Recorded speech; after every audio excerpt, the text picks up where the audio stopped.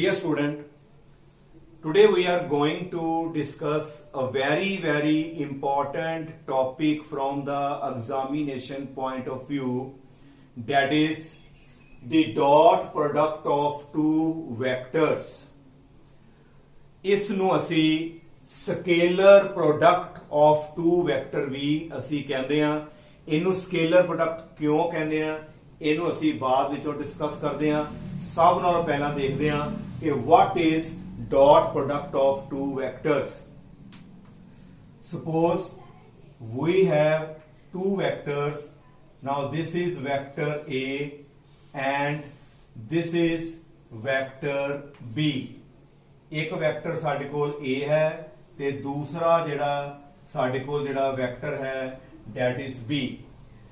They are inclined to each other at an angle theta. ਇਹਨਾਂ ਦੋਨਾਂ ਦੇ ਵਿੱਚ ਜਿਹੜਾ ਹੈ ਇੱਕ ਐਂਗਲ ਹੈ, ਉਹਦੀ ਜਿਹੜੀ ਵੈਲਿਊ ਹੈਗੀ ਹੈ ਦੇਖੋ theta. Now dot product of two vectors, ਇਹ ਦੇਖੋ ਧਿਆਨ ਨਾਲ ਡਾਟ ਪਾਈ ਹੈ, ਇਹਨੂੰ ਪੜ੍ਹਨਾ ਕੀ ਹੈ, ਇੱਥੋਂ ਸ਼ੁਰੂ ਕਰਨਾ ਹੈ। Dot product of vector A and B। ਇੱਥੇ ਸਿਰਫ ਤੁਸੀਂ ਡਾਟ ਹੀ ਲਿਖਣੀ ਹੈ। ਕਈ ਵਾਰੀ ਤੁਸੀਂ ਇਸ ਤਰ੍ਹਾਂ ਲਿਖ ਦਿੱਤਾ, ਉਹ ਸਾਡੀ ਕ੍ਰਾਸ ਪ੍ਰੋਡਕਟ ਬਣ ਜਾਏਗੀ। ਇਸ ਕਰਕੇ ਜਦੋਂ ਅਸੀਂ ਡਾਟ ਪ੍ਰੋਡਕਟ ਕਿਹਾ ਹੈ ਤੇ ਇੱਥੇ ਤੁਸੀਂ ਹਮੇਸ਼ਾ ਇੱਕ ਡਾਟ ਹੀ ਡਾਲਣੀ ਹੈ। ਇਹ ਆ ਗਿਆ dot product of two vector A and B is equal to. ਕਿਸ ਤਰ੍ਹਾਂ ਫਾਈਂਡ ਕਰਨੀ ਹੈ? ਪਹਿਲਾਂ ਲਿਖਾਂਗੇ A ਦਾ ਮੈਗਨੀਟਿਊਡ। A ਦਾ ਮੈਗਨੀਟਿਊਡ ਕਿੰਨਾ ਆ ਗਿਆ ਸਾਡੇ ਕੋਲ A। ਉਸ ਤੋਂ ਬਾਅਦ ਅਸੀਂ ਲਿਖਾਂਗੇ B ਦਾ ਮੈਗਨੀਟਿਊਡ। ਦੋਨਾਂ ਦੇ ਮੈਗਨੀਟਿਊਡ ਨੂੰ ਅਸੀਂ ਆਪਸ ਵਿੱਚ ਮਲਟੀਪਲਾਈ ਕਰ ਦਾਂਗੇ, ਨਾਲ ਅਸੀਂ ਲਗਾਵਾਂਗੇ cos ਥੀਟਾ।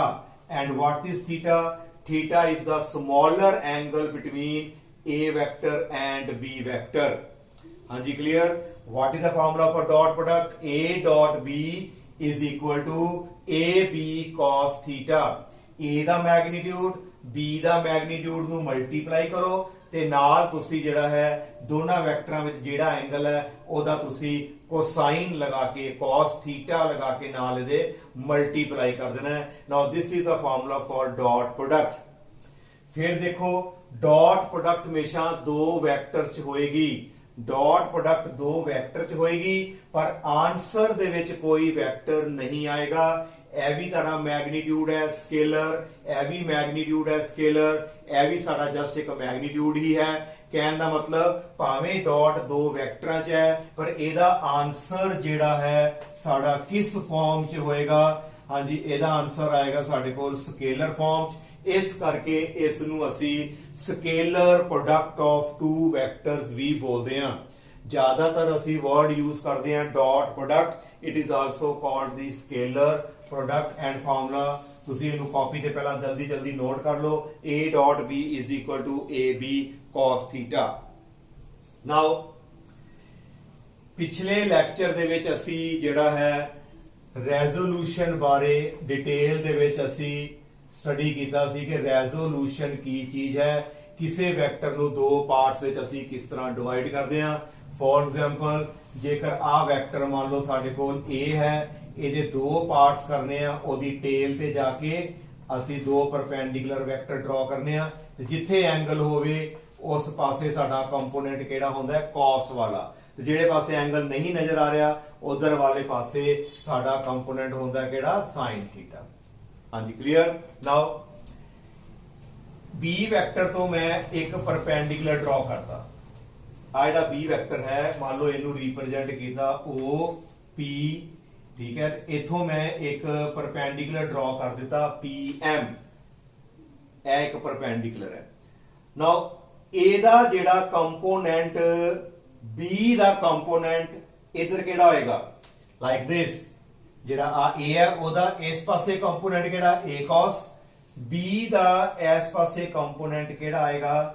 ਉਹ ਸਾਡੇ ਕੋਲ ਕਿਹੜਾ ਆਏਗਾ? B cos theta। ਹਾਂਜੀ clear? Now what is B cos theta? ਆ ਤੇ A ਆ ਗਿਆ ਤੇ ਆ ਜਿਹੜਾ B cos theta ਕੀ ਚੀਜ਼ ਹੈ? It is component of B in the direction of A। B the component A ਵਾਲੇ ਪਾਸੇ ਕਿਹੜਾ ਹੈਗਾ B cos ਥੀਟਾ। ਇਹਦਾ ਮਤਲਬ ਡਾਟ ਪ੍ਰੋਡਕਟ ਕਿਹਦੇ ਇਕੁਅਲ ਹੋਗੀ A ਦਾ ਮੈਗਨੀਟਿਊਡ ਤੇ ਅੱਗੇ ਕੀ ਆ ਗਿਆ B ਦਾ ਕੰਪੋਨੈਂਟ ਕਿਹੜੇ ਵਾਲੇ ਪਾਸੇ A ਦੀ ਡਾਇਰੈਕਸ਼ਨ ਵਾਲੇ ਪਾਸੇ magnitude of A and component of B in the direction of A. It can also be written as B ਬਾਹਰ ਲਿਖ ਲਓ ਤੇ ਅੰਦਰ ਤੁਸੀਂ ਲਿਖ ਦਿੱਤਾ A cos ਥੀਟਾ।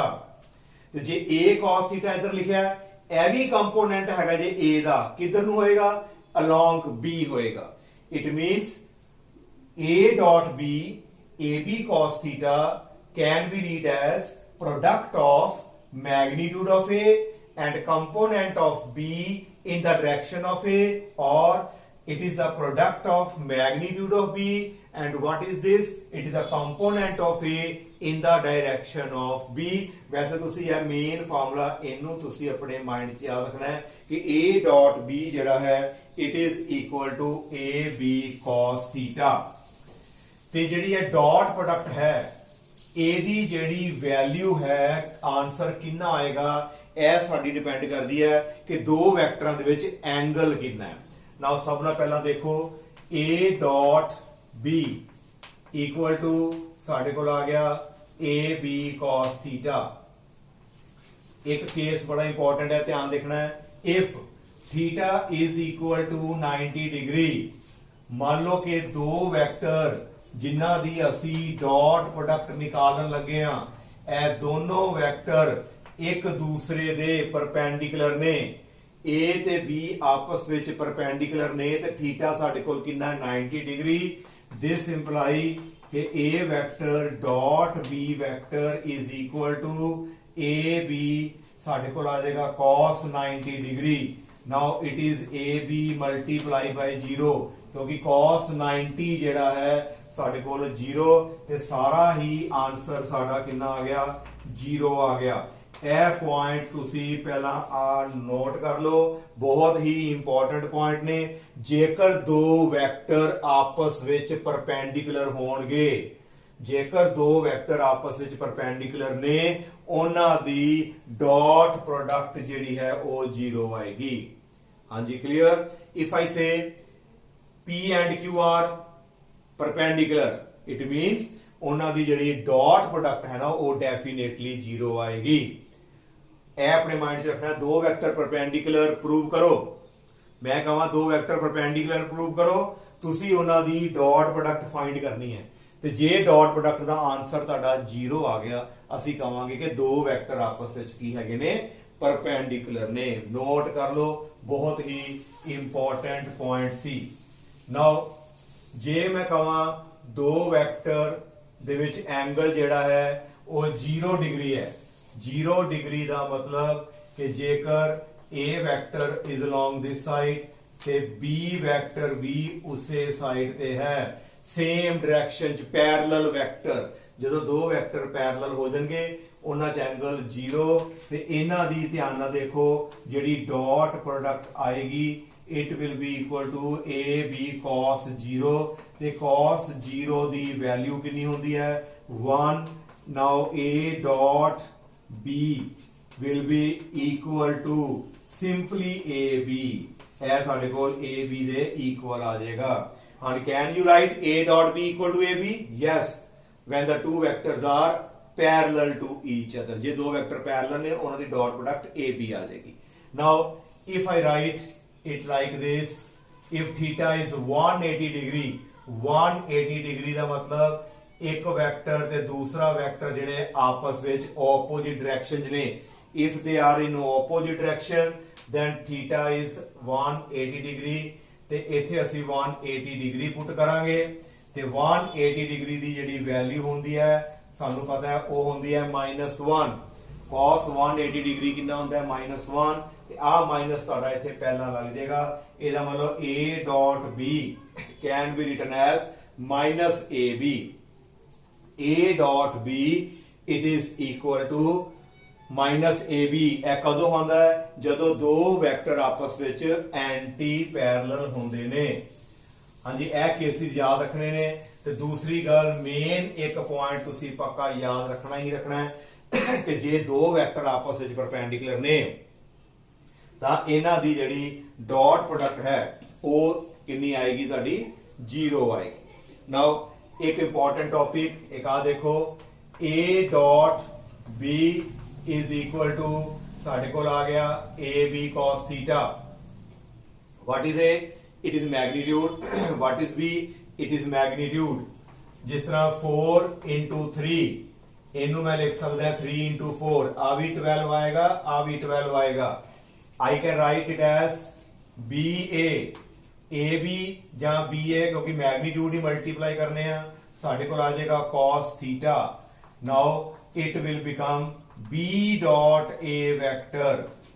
ਫਿਰ ਦੇਖੋ A dot B ਆ ਗਿਆ AB cos theta ਤੇ AB ਨੂੰ ਅਸੀਂ ਇੱਥੋਂ ਰਿਵਰਸ ਕਰ ਲਿਆ BA cos theta ਤੇ BA cos theta ਨੂੰ ਲਿਖ ਸਕਦੇ ਹਾਂ BA vector dot A vector। it means A dot B is equal to B dot A। it is called commutative law। Dot product ਜਿਹੜੀ ਹੈ ਉਹ ਕਮਿਊਟੇਟਿਵ ਹੁੰਦੀ ਹੈ ਕਹਿਣ ਦਾ ਮਤਲਬ A ਡਾਟ B ਨੂੰ ਤੁਸੀਂ B ਡਾਟ A ਵੀ ਲਿਖ ਸਕਦੇ ਹੋ। now it is called commutative law। now next property, if I have A vector dot B plus C then you can write it as A vector dot ਕਾਹਦੇ ਨਾਲ ਕਰਾਂਗੇ ਅਸੀਂ B vector ਨਾਲ ਫਿਰ ਆ ਜਾਏਗਾ ਵਿੱਚ ਪਲੱਸ ਫਿਰ A ਦੀ ਡਾਟ ਕਾਹਦੇ ਨਾਲ ਕੱਢਾਂਗੇ ਅਸੀਂ C ਦੇ ਨਾਲ। ਹਾਂਜੀ clear. this is called distributive law। ਇਹ ਜਿਹੜਾ ਸਾਡਾ ਲਾਅ ਹੈ ਇਹਨੂੰ ਅਸੀਂ ਬੋਲਦੇ ਹਾਂ distributive law। ਵੈਕਟਰ ਐਡੀਸ਼ਨ ਜਿਹੜੀ ਹੈ ਡਾਟ ਪ੍ਰੋਡਕਟ ਹੈ ਇਹ ਸਾਡੇ ਕੋਲ ਕਮਿਊਟੇਟਿਵ ਲਾਅ ਵੀ ਬੇ ਕਰਦੀ ਹੈ ਤੇ ਜਿਹੜੀ ਡਾਟ ਪ੍ਰੋਡਕਟ ਹੈ ਸਾਡਾ ਜਿਹੜਾ ਡਿਸਟ੍ਰੀਬਿਊਟਿਵ ਲਾਅ ਨੂੰ ਵੀ ਓਬੇ ਕਰਦੀ ਹੈ। ਡਿਸਟ੍ਰੀਬਿਊਟਿਵ ਲਾਅ ਦਾ ਮਤਲਬ ਹੈ ਕਿ A dot B plus C can be written as A dot B plus A dot C। ਦੋਨਾਂ ਨਾਲ ਅਸੀਂ ਇਹਦੀ ਜਿਹੜੀ ਹੈ ਉਹ ਆਪਾਂ ਡਾਟ ਕੱਢਾਂਗੇ। ਨਾਓ ਇਸ ਤੋਂ ਬਾਅਦ ਇਹ ਸਾਰੀਆਂ ਬੇਟਾ ਜਿਹੜੀਆਂ ਮੈਂ ਕਰਵਾ ਰਿਹਾ ਇਹ ਪ੍ਰੋਪਰਟੀਜ਼ ਨੇ ਡਾਟ ਪ੍ਰੋਡਕਟ ਦੀਆਂ properties.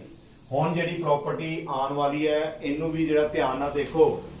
if I write A vector dot A vector ਕੀ ਮਤਲਬ ਵੈਕਟਰ ਦੀ ਉਸੇ ਵੈਕਟਰ ਦੇ ਨਾਲ ਅਸੀਂ ਜਿਹੜੀ ਹੈ ਡਾਟ ਪ੍ਰੋਡਕਟ ਨਿਕਾਲਣ ਲੱਗੇ ਆ A vector dot A vector। ਹਾਂਜੀ ਫਾਰਮੂਲਾ ਇੱਕ ਸਾਈਡ ਤੇ ਤੁਹਾਨੂੰ ਲਿਖ ਦਿੰਨੇ ਆ A dot B the value ਕਿੰਨੀ ਹੁੰਦੀ ਹੈ AB cos theta। now ਇਹ B ਵੈਕਟਰ ਦੀ ਜਗ੍ਹਾ ਦੇ ਉੱਤੇ ਵੀ ਜਿਹੜਾ B ਵੈਕਟਰ ਹੈ ਉਹਦੀ ਜਗ੍ਹਾ ਤੇ ਵੀ ਸਾਡਾ A ਵੈਕਟਰ ਹੈ। ਹਾਂਜੀ ਕੀ ਆਏਗਾ ਇਕੁਅਲ ਪਹਿਲਾਂ A ਦਾ ਮੈਗਨੀਟਿਊਡ ਅੱਗੇ ਕੀ ਆਂਦਾ ਹੈ B ਦਾ ਮੈਗਨੀਟਿਊਡ ਇੱਥੇ B ਦੀ ਜਗ੍ਹਾ ਤੇ ਕੀ ਹੈਗਾ A ਅਗੇਨ A ਦਾ ਮੈਗਨੀਟਿਊਡ ਅੱਗੇ ਕੀ ਆਏਗਾ ਸਾਡੇ ਕੋਲ cos ਤੇ ਥੀਟਾ ਕੀ ਚੀਜ਼ ਹੁੰਦੀ ਹੈ ਦੋ ਵੈਕਟਰਾਂ ਵਿੱਚ ਐਂਗਲ।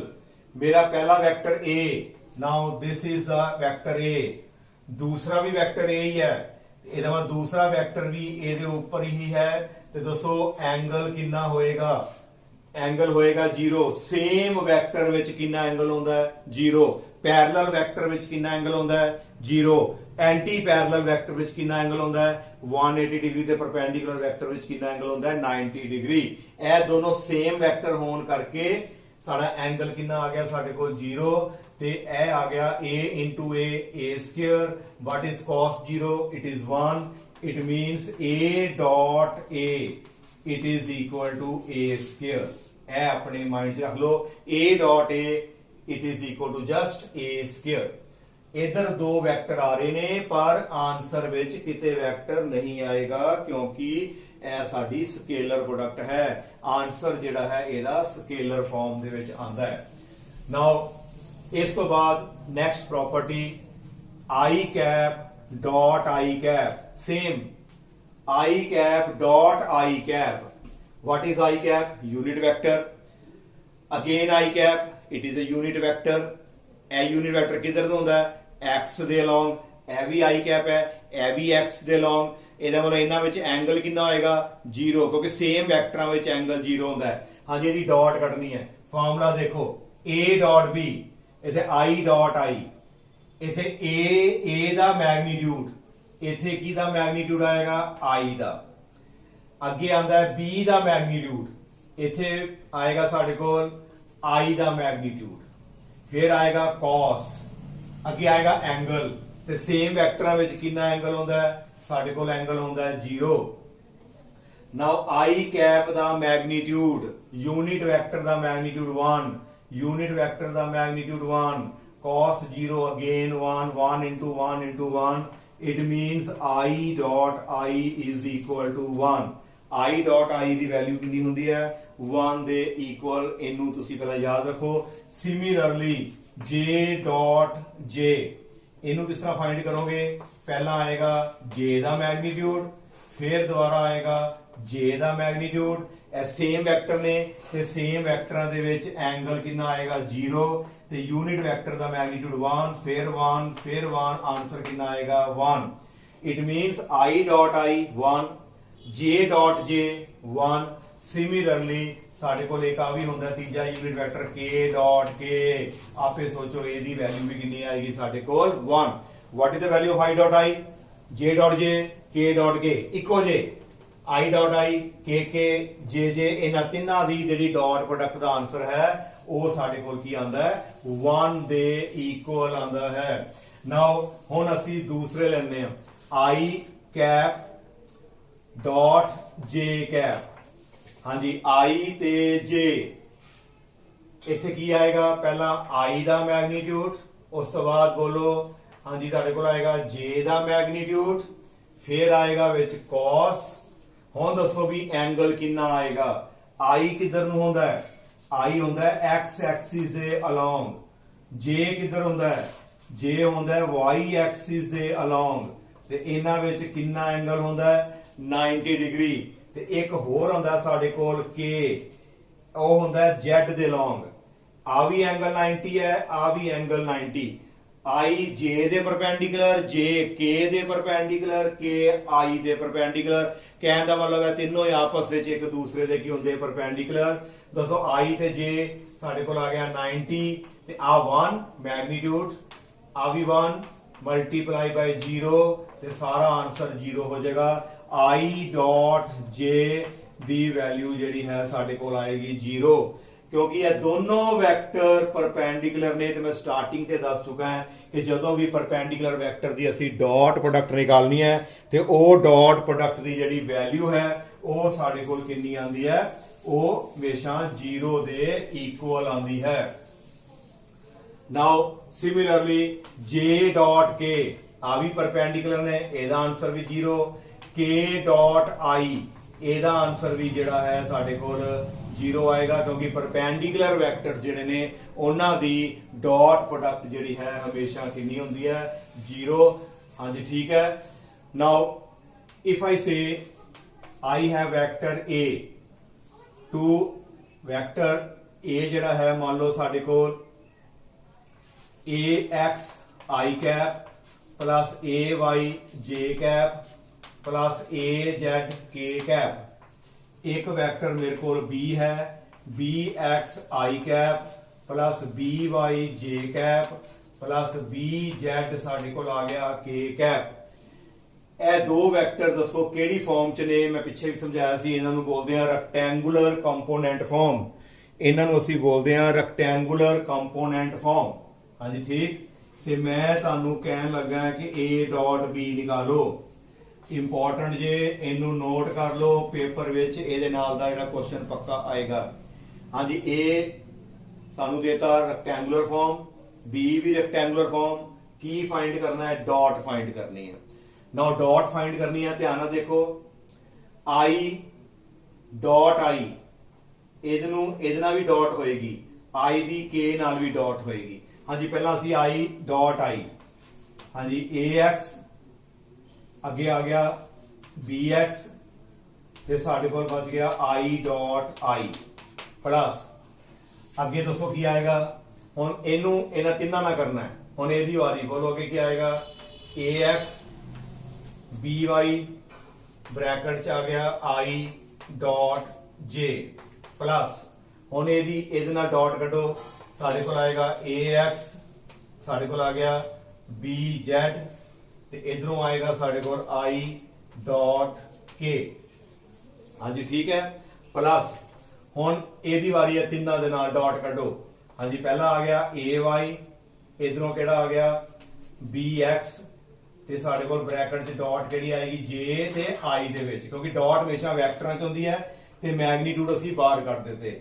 ਹੁਣ ਅਗਲੀ ਵਾਰੀ ਦੇਖੋ ay ਦੀ ਇਹਦੇ ਨਾਲ ਕਰਾਂਗੇ by ਨਾਲ, ਸਾਡੇ ਕੋਲ ਆ ਜਾਏਗਾ j ਡਾਟ j ਪਲੱਸ ਹੁਣ ay ਦੀ ਅਸੀਂ ਕਰਾਂਗੇ bz ਨਾਲ, ay bz ਸਾਡੇ ਕੋਲ ਆ ਜਾਏਗਾ j ਕੈਪ ਡਾਟ ਹਾਂਜੀ k ਕੈਪ। ਹੁਣ az ਨੂੰ ਤਿੰਨਾਂ ਨਾਲ ਕਰੋ, ਪਹਿਲਾਂ ਇਹਨੂੰ ਤਿੰਨਾਂ ਨਾਲ ਕੀਤਾ, ਫਿਰ ਇਹਨੂੰ ਤਿੰਨਾਂ ਨਾਲ ਡਾਟ ਕੱਢੀ, ਹੁਣ ਇਹਦੀ ਵਾਰੀ ਹੈ ਪਲੱਸ ਹਾਂਜੀ ਕਿੰਨਾ ਆਏਗਾ az ਹਾਂਜੀ ਨਾਲ ਸਾਡੇ ਕੋਲ ਉਧਰੋਂ ਲੱਗੇਗਾ bx ਆ ਜਾਏਗਾ k ਡਾਟ i ਪਲੱਸ ਫਿਰ az by ਇਹ ਆ ਜਾਏਗਾ k ਡਾਟ j ਪਲੱਸ ਹੁਣ ਇਹਦੇ ਨਾਲ ਕਰੋ az bz k dot k। ਹਾਂਜੀ 9 ਇਕੁਏਸ਼ਨਸ ਜਿਹੜੀਆਂ ਬਣਨਗੀਆਂ ਦੇਖ ਲਓ ਨੋਟ ਕਰਕੇ। ਇਹ ਟੋਟਲ ਜਿਹੜੇ ਨੇ 9 ਪਾਰਟਸ ਨੇ 1 2 3 ਇਸ ਤਰ੍ਹਾਂ ਟੋਟਲ ਦੇਖੋ ਸਾਡੇ ਕੋਲ ਜਿਹੜੇ ਨੇ 9 ਪਾਰਟਸ ਸਾਡੇ ਕੋਲ ਬਣ ਗਏ। ਨਾਓ what is this, a the value 1, a the value 0 ਕਿਉਂਕਿ ਪਰਪੈਂਡੀਕੂਲਰ ਨੇ, ਆ ਵੀ ਸਾਡਾ 0, ਆ ਵੀ 0 ਹੋ ਗਿਆ, ਇਹ 1 ਹੋ ਗਿਆ, ਆ ਵੀ 0, ਆ ਵੀ k ਡਾਟ i ਵੀ 0, k ਡਾਟ j ਵੀ 0, k ਡਾਟ k ਆ 1।